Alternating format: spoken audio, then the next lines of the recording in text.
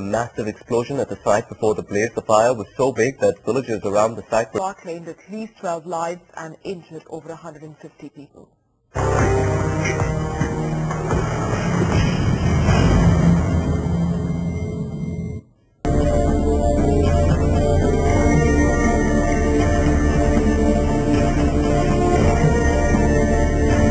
Now occurred influence over a third of the Indian subcontinent. In one state alone, Chhattisgarh, police have been powerless to stop a series of shifting and violent clashes between state forces and a strengthening band of Maoist rebels. The leader of India's Maoist rebels has threatened to unleash massive attacks if government forces launch an offensive against them. Leader of the rebels, Ganpati, said that any offensive might secure early gains, but the final victory will be in Maoist hands. Ganpati says his forces will defeat the Indian security forces and will not accept defeat. The interview was conducted at an undisclosed jungle location in eastern India, which is part of a vast Maoist-affected region better known as the Red Corridor. The Red Corridor includes Chhattisgarh, Jharkhand, Bihar, Western Bengal, Orissa, Maharashtra and Andhra Pradesh.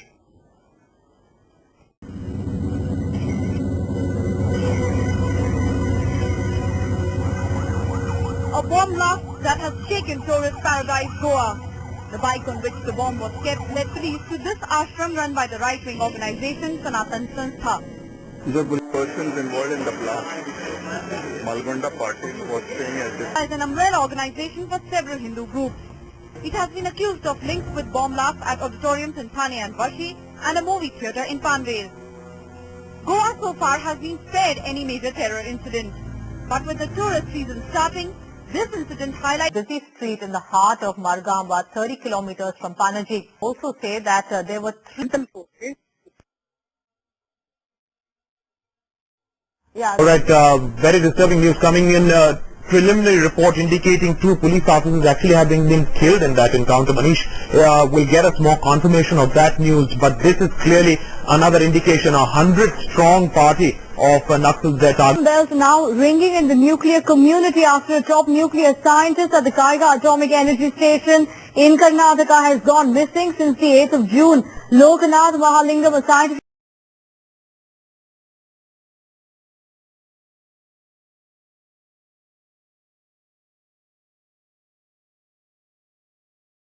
that the Naxalite threat is a threat, especially in the areas where there is impact of these specific groups where they operate.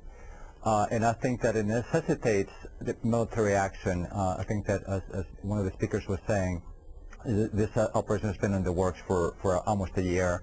So there's training in terms of counterinsurgency operations and trying to coordinate between the federal government and the state and local police, which have not been very effective at dealing with these groups.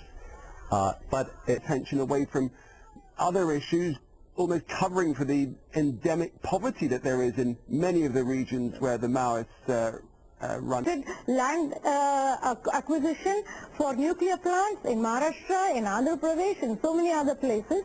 It is continuing. Now it has introduced a new bill on Land Acquisition Act, which is going to redefine the meaning of public purpose. Okay, so it's a wholesale military offensive. The last 60 years of our democracy, what we have is a situation in which the poor are getting poorer and poorer, the rich are getting richer, and ANYAT is... This is the recommendation of the NC Saxena expert group commissioned by the Ministry of Rural Development.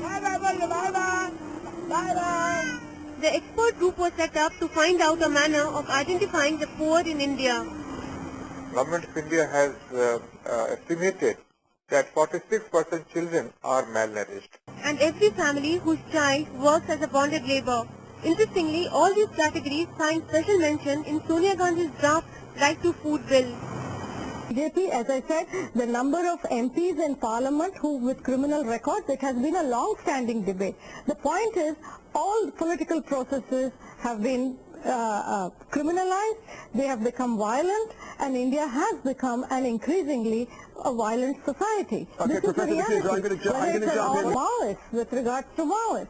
But look at all political parties in India. The BJP engages in violence, We have memories of Gujarat and all the atrocities against Muslims fresh in our minds.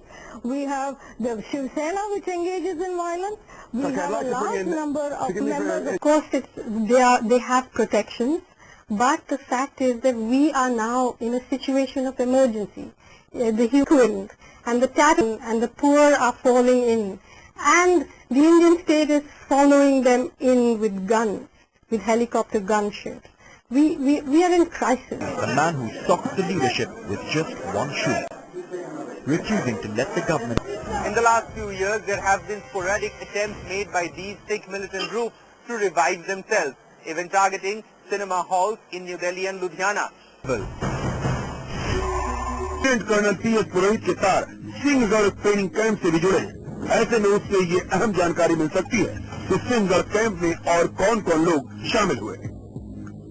Army is fully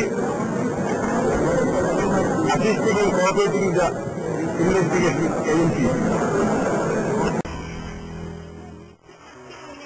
We protest in Baramulla and Srinagar. This after a 12-year-old boy was killed and 10 others injured in clashes just yesterday between police and protesters. Just yesterday, the protesters set up road blockades by burning tires and wood blocks as the news of the protest death spread in the town. Now the state government has ordered... It looks like fun and games, but this is no picnic. These visuals are from inside a Naxal camp. This is what P. Chidambaram and the Indian state, or the way they counter security forces. But the report is not about that aspect. The face of militancy has acquired a new form, Hindus fighting for it. NewsX has exclusive access to some intelligence reports that suggest that over a dozen Hindu militants are active in Jammu alone. But of course, was the oil minister there talking about the status of that fire, which has now been raging on for more than 12 hours. The fire broke out at the IOC depot in Sitapur area of...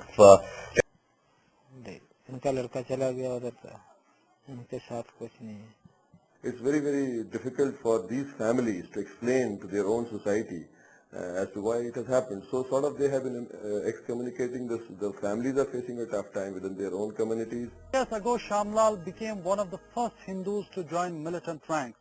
While these 12 years saw the life of his family change completely, one thing that has... They came inside the train.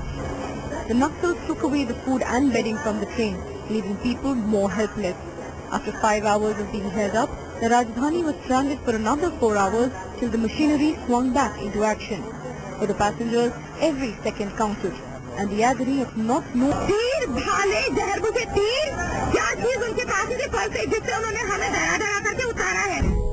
They might have escaped with little injuries this time, but with the West Bengal government admitting to an understaffed police force, this may not be the last violent train journey. With bureau inputs in New Delhi, Priyanka Dubey.